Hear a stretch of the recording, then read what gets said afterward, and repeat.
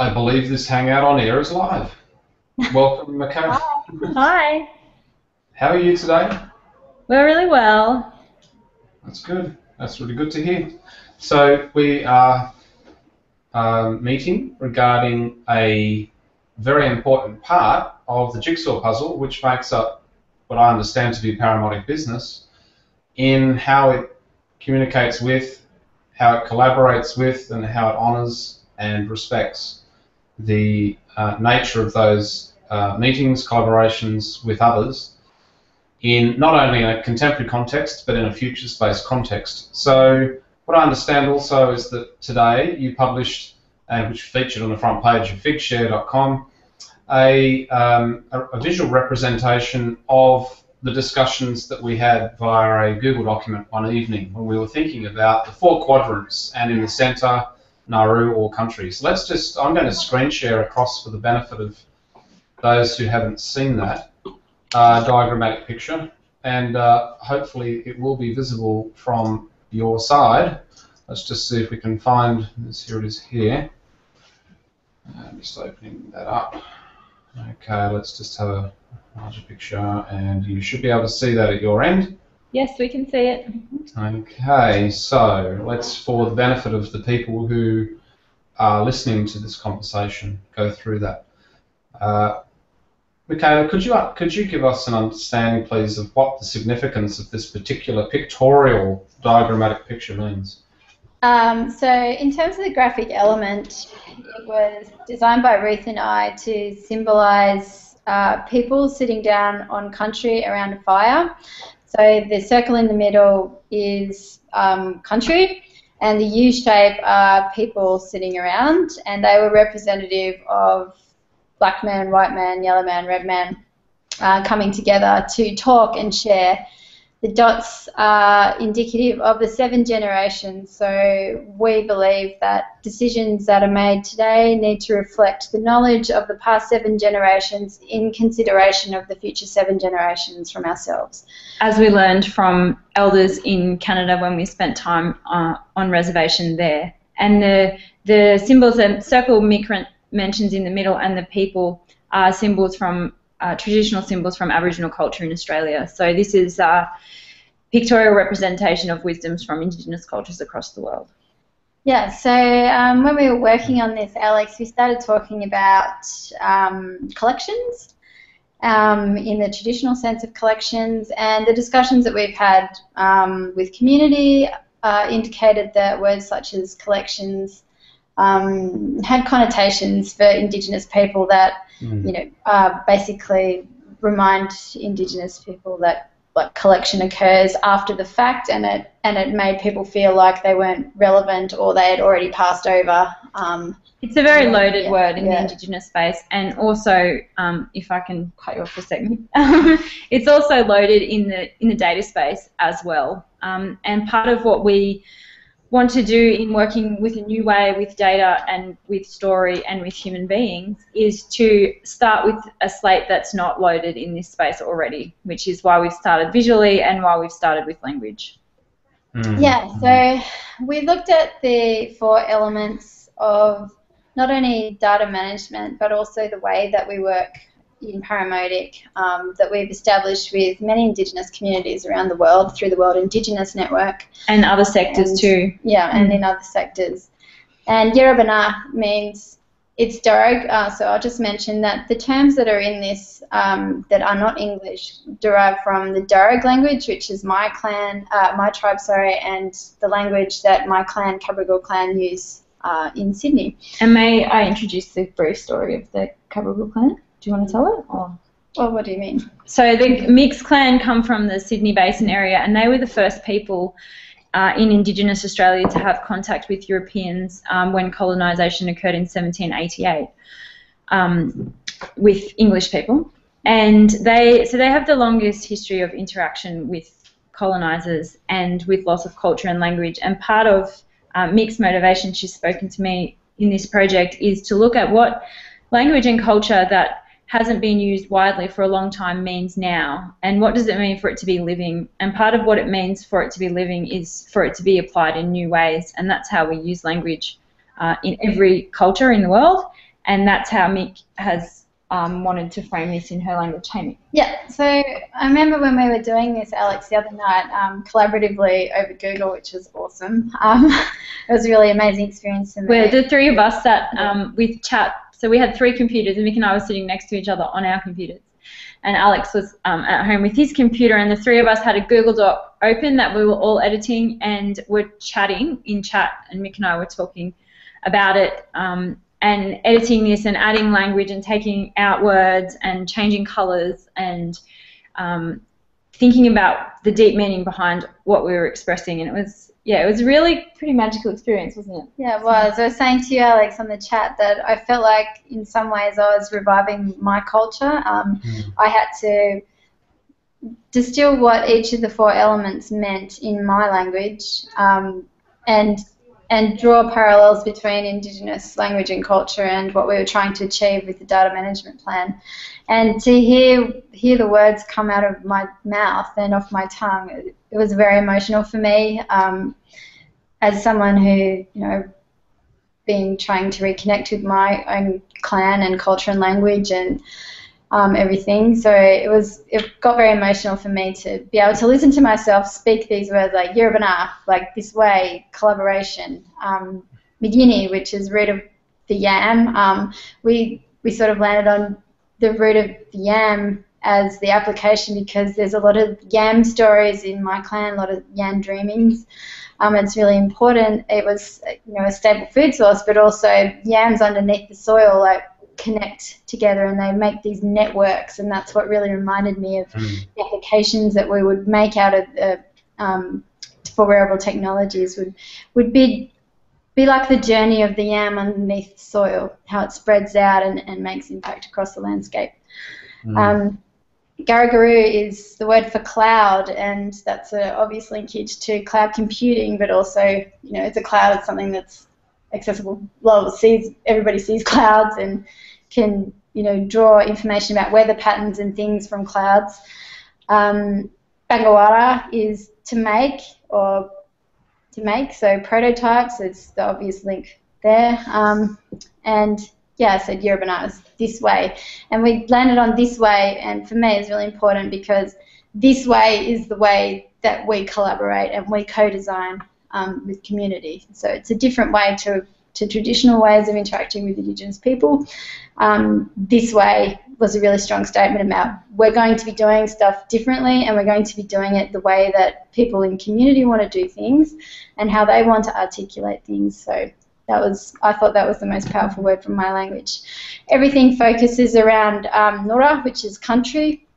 So when I'm about to put a post which really describes what country means for many Indigenous people in Australia, given that we are 300 different nations, so I certainly do not speak for 300 different nations when I talk about this stuff. But yeah, it's around country, and that is a common element for many Indigenous communities in Australia. Is this? It's an ethos, and also it's within us that everything is done for country first. So everything that we do in terms of data management needs to come from country first. Secondly, it needs to be in language. So they're the 4 elements within the Darug terms, and then Alex and Ruth and I looked at what are the 4 outputs, I guess, of this way of working. And one of them is the digital commons. There's events and ceremony. We originally put social media. I think I'm more inclined to say just social because social doesn't need to take place in the digital space all the time, obviously. And then there's open publication. So. Which is part of what we're doing right now. So Mick and I are both scientists, and Alex, you're a researcher. Part of what we want to do during this work is expose the process as it happens, so not get to the end and reflect retrospectively and try and remember what we did and have it coloured with hindsight. We want to be open with our methods, and so hence why we're describing this diagram today. So, and for those listening, especially if it's a little bit after this recording, if you're watching it later, there'll be much more in terms of open publication, so keep your eyes out. We're excited to be sharing how we work in addition to just what we do. There's another element to this as well that Nick will describe very carefully in her post, which is an incredibly powerful post to be tied to this. So what I did today, having reflected on this for a short period of time and thinking around that nomenclature or naming systems that we're using that describe the systems and infrastructure that would make all of this happen, knowing that the responsibility of collaboration is that to resolve for the community their own data and discussion is the most important part of the picture. It's not in the collection of the information and of the sorting and of the changing of that information. It's around that community being able to access what it is that we have been speaking to. The other part of it is that a very, very small component of that collaboration allows the world to see and hear the collaboration and the powerful messaging that's being made. So instead of it being titrated down into journals and into papers that are locked into a payment process and payment gateway, that open publication is the mechanism and rightful mechanism for amplification of knowledge. Then we're talking about, as Mick talked about there, social, that the social connection allows other people to transparently make comment on, to share, and to share alike. In terms of event and ceremony, there is always this fantastic idea of around innovation and around collaboration for innovation, but there seems to me to be a language around both events where people come together and meet and greet and do things together, and also another element that is strictly forbidden around certain business that does not need to be recorded or shared or part of the collaborative process, and some of that may include ceremony or other parts. And as I understand it, ceremony exists in all cultures in all different ways. So in thinking about it today, I quickly put together what, I'm just going to see if I can expand this in some way. How do I get this to be a little bit bigger? Just seeing if you can see that. I'll post this up with this video so people can see it. Part of our discussion yesterday, a meeting with Osgoal and Baden Appleyard, which we're very grateful to do. Yeah, thank you. Baden articulated for us what it might mean in terms of the limited perspective that certain copyright conditions will honour a Indigenous cultural collection. Also that in many ways law, traditional Australasian law, does not acknowledge the spoken word of an Indigenous person around the way that they wish to copyright or to license their work, whether that's for embargo or for periods of exclusion or periods of destruction around that data. So what I've done here is I've just pulled together, and this is, look, honestly, it's only a 20-minute grab from my thinking, some of the key parts of the picture as to the organisations, the infrastructure, and this network system around the world using the internet as to how we would not only create a digital commons that Paramodic is responsible for, but also how and what services we should choose to use in relation to open publication.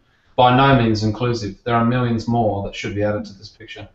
Yes. In terms of the website perspective and the way that we share socially this whole experience around our collaboration with others, then there is a plethora of organisations and corporations who would quite happily take our data off us and mandate it under their own accord.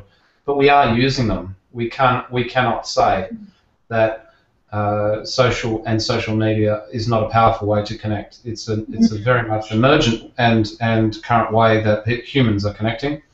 When it comes to the quadrant around collaboration and events and ceremony, I think there are some key. There are probably hundreds of different international associations and models that will work in that space. That will protect the innovation ideas around perhaps glass or any other form of application, and that will protect the collaboration between that and the way that the Paramodic Digital Commons will operate.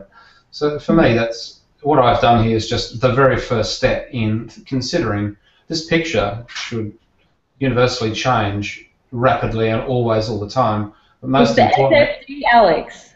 Sorry? It's the SFD. The shitty first draft. That's right, yeah. Well, we're on to the shitty second draft, so we can create new acronyms as we go. But one thing that doesn't change in the whole picture, one thing that doesn't change, and will always be front and center in this picture, as I see it, for the way that Paramodic has described itself and what it's doing, is that country comes first, and all of the others are responsive to that particular acknowledgement, and that's what matters most in this particular picture. So going back to the picture we were looking at earlier, which should be showing this one for yourselves, that is the base state. That is the general overview. But the other one is also important because it allows those organisations to learn what it means now to be working within a contemporary space in this way. Yeah. So as you say, I'm a researcher, I'm interested in how this operates. Data is of great interest to me and the responsibility of being able to resolve data back to community. And I look forward, obviously Ruth and Mick, to the way that the whole world interacts with our thoughts around this and the way that they also respond in juxtaposition to the post that that Michaela will publish called 404 Data Genocide. So yeah, I just wanted to say too, Alex, while I was sitting here looking at this, and obviously we've been designing this with Months and months. yeah, but also with one context in mind. I'm just looking at it how, from a biological perspective, so I'm a biologist. I do ecosystems. That's my field of biology. How relevant this is in a biological field, also how relevant it is in an agricultural context. Any of our really human endeavours of our life systems will come from country, so there's no reason this couldn't be picked up and translated into the agricultural sector or into the biological field, or even.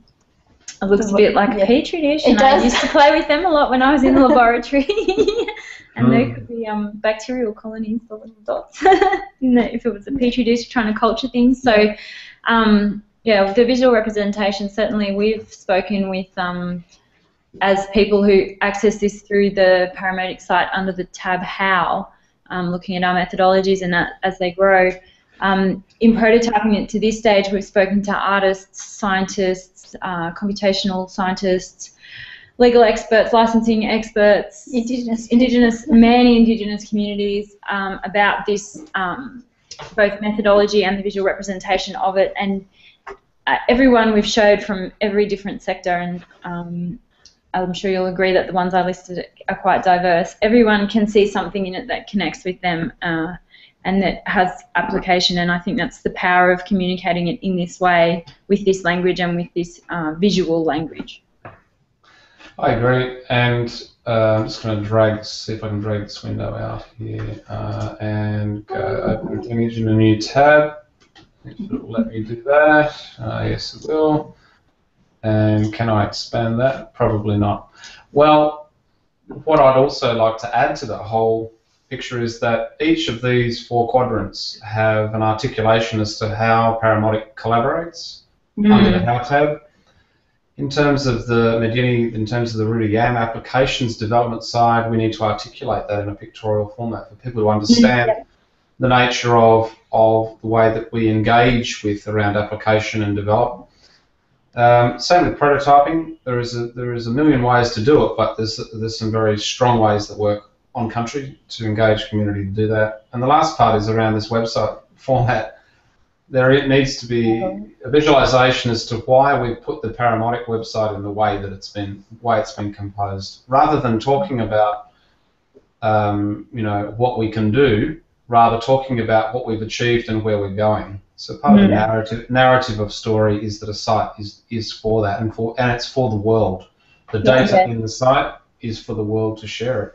So in the context and brevity of time for people who are listening, I'm going to thank you very much for articulating this in the way that you have, and I'm looking forward to exploiting the diagram across, as you say, many different and also obviously we welcome anyone who has any questions or who'd like comments, or if you hate it, we're certainly not we're not afraid of criticism.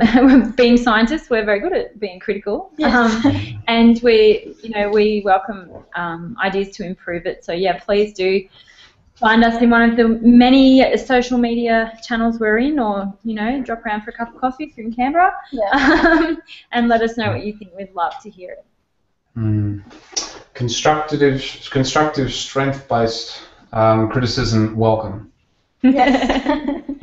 Yeah, well, it's fine to throw rocks, but if you pick up a rock to throw it, then I'm going to ask you to help me fix the problem. So, yeah, if you're going to throw a rock, be prepared to also work to fix whatever the problem you're pointing out is. That's right, and we do live in triple glazed houses, so we'll speak to you very soon. Exactly. Bye. Bye for now. Thank you. Thanks. Bye.